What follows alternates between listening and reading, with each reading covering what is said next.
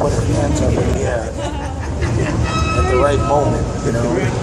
Despite all of this seemingly childish things going on, she's actually a very deep personality who's come here to help expand the beauty, glory, opulence, and just sheer ecstasy of Lord Sri Chaitanya Mahaprabhu's Sankirtan movement, technically called the movement of love of God. Yeah. Well, that goes without saying. He makes me smile. So, Himanshu over here, he just interviewed me, I think just kind of scratching the surface about Ayendra Prabhu. And let's just say, in a nutshell, it helped me to remember what in the heck I'm doing sitting here in this freezing Times Square subway station for the third winter in a row.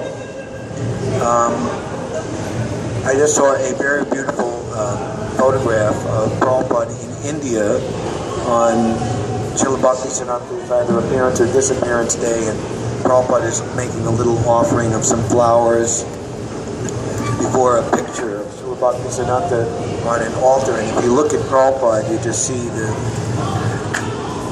the way he described and presented himself. I'm just a loyal and obedient servant of my spiritual master. If anything has come, you're blocking people in the back. So it has come because of my love for my spiritual master, love for the order of my spiritual master. This is a loud speaker that makes my voice louder, but I have to hold it. So, love for the spiritual master, the love for any bona fide devotee in Krishna's family directly connects you to the highest platform of love of Krishna. Narottam Das Thakore said, love for the lotus feet of the spiritual master, his order, raises one to the highest position, by which all desires are fulfilled. Spiritual desires. We want to go back to Godhead, not because we want to go back to Godhead, because Krishna wants us to go back to Godhead. As early as 1967, Prabhupada had another heart attack, and that's when he introduced the chanting of the Sringadev prayers and told the devotees to make a simple prayer, our master has not yet finished his work. And then Prabhupada sometime later, giving his purport of the thing, was that I made an appeal to Krishna that my movement is still very new and fledgling, and the devotees are still very new, and if I was to leave now, the thing will collapse. And Prabhupada said, you know what Prabhupada said, Krishna said to him in a dialogue? All right, stay and do your nonsense. As if Prabhupada manifesting the Hare Krishna movement from 1967 to 1977 was nonsense. So the idea was that Krishna was missing Prabhupada and wanted to play with him and have all intimate association with him in Goloka Vrindavan.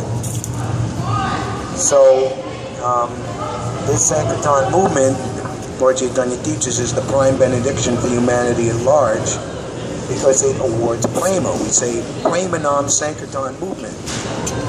One thing Indra would repeatedly say, that this Hare Krishna movement, this movement of Lord Chaitanya, is a movement of giving love of Godhead, or that this movement focuses, the focus, you know, like if you want things go out of focus, you know, what is, to bring it back into focus. The focus of this movement is in achieving love of Godhead, prema. And not just Vaikuntha prema, or Ayodhya prema, or Dwarka prema, but Vraj Bhakti prema. Right? So this chanting of Hare Krishna facilitates that. So, you know, for being our core team members here, Madhavi and Rachel, Ananta Bhargaranga, I guess. Are you having the day off tomorrow? Martin Luther King Jr.? No, okay. He's there anyway. Matorpa, and there's a lot of austerity in making this thing go on day in and day out.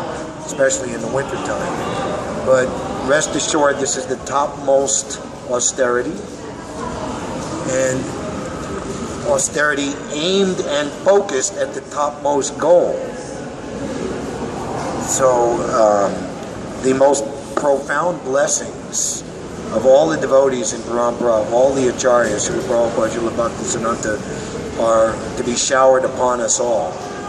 So there really isn't anything else of worthwhile activity to perform than to, I don't know how you want to say, resurrect. I mean, Prabhupada brought the Sankirtan movement here, and it was going on in a very vibrant way for a good 10 years or so, and then Prabhupada left the planet, and there was emphasis on book distribution, and then it turned, at least in North America and many other parts, and just to collecting money, and Harinam Sankirtan, and book distribution too, but particularly Harinam Sankirtan just collapsed. And now we get this kind of tongue-in-cheek response from people my age and older.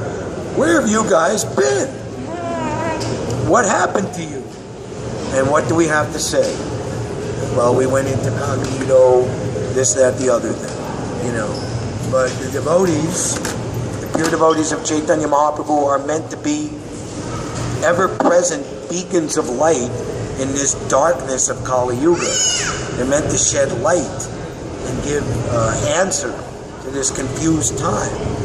And there's many, many people out there who, even though they've been unfortunately victimized and brainwashed by this demoniac propaganda machine to think that mundane sense pleasure based on the body or egotistical speculation on the mind is sources of happiness. There are many people that realize that that's really not the thing. And more they will come to recognize the ultimate glory and supreme beauty and ultimate perfection of desire of Lord Sri Chaitanya's Sankirtan movement. We have to stick with it.